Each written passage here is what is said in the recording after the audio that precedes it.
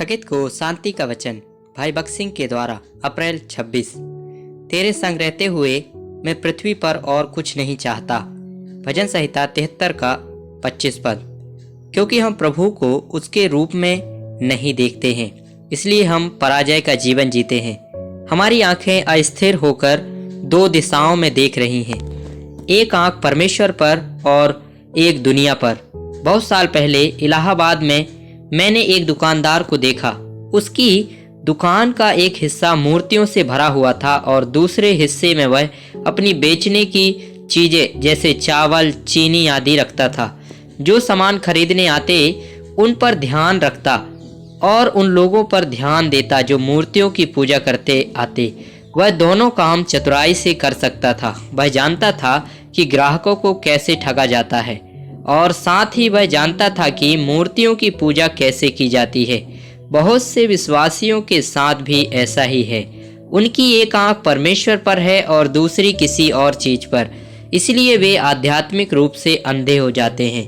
जब आप वास्तव में उसे देखना चाहते हैं तो आपकी दृष्टि केवल उसी पर होनी चाहिए। हम अपना समय उन लोगों और चीजों को देखने में बर्बाद करते हैं जिनका हमसे कोई लेना देना नहीं है, और इसलिए हमारा जीवन इतना बंजर है। यूहन्ना प्रेरित जैसे मनुष्य भी धोखा खा सकते थे। हमारा प्रभु यूहन्ना से प्रेम करता था और उसके पास उसे दिखाने और देने के लिए बहुत कुछ था। आप प्रकाशित वाक्य की पुस्तक में किसी भी अन्य रहस्य से अधिक रहस्य पाते हैं, लेकिन वे सभी यूहन्ना के सामने उसके बुढ़ापे में प्रकट हुए जब वह जेल में था और बहुत निराश था। फिर उसने वो देखा जो किसी और ने नहीं देखा था। हमारा प्रभु उसे सारा स्वर्ग और उसका सारा राज्य दिखाने में सामर्थ था। यह विशेषाधिकार हमारे लिए भी है।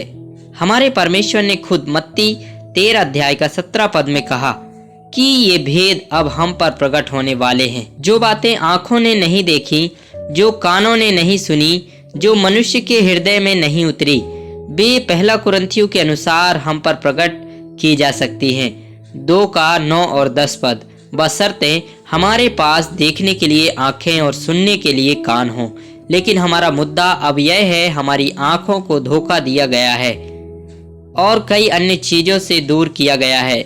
ऐसी कौन सी चीजें हैं जो आपको सबसे ज्यादा आकर्षित करती हैं? मान लीजिए आप अपनी पत्नी और बच्चे के साथ बाजार जाते हैं और आप विभिन्न दुकानों से गुजरते हैं। जब भी आप किसी मिठाई की दुकान या खिलौने की दुकान पर आते हैं तो आपका बच्चा पिताजी चिल्लाता है और मिठाई या खिलौने की ओर इशारा करता है। बच्चे का मन इन्हीं बातों में लगा होता है। और जब आप किसी साड़ी की दुकान के पास से गुजरते हैं तो आपकी पत्नी कहती है, देखो यह खूबसूरत साड़ी। इस प्रकार हम सभी उन चीजों से आकर्षित होते हैं जो हमें सबसे ज्यादा पसंद होती हैं। अब क्या आप कह सकते हैं कि प्रभु ने आपको देखने के लिए आंखें दी हैं कि आप अकेले उन्हीं की ओर आकर्षित होना सीख सकते हैं? यदि नहीं तो भजनकार की तरह भजन संहिता 119 के 18 पद में प्रार्थना, मेरी आंखें खोल दे, देखने के लिए आंखें देने के लिए प्रभु से मांगो। तब तुम प्रभु यीशु का ऐसा सौंदर्य और महिमा देखोगी जैसा पहले कभी नहीं देखा। यीशु की ओर देखें और उसकी ओर देखते रहें, और कोई पुरुष या स्त्री या कोई और वस्तु आपका ध्यान अपनी ओर ना खींचे।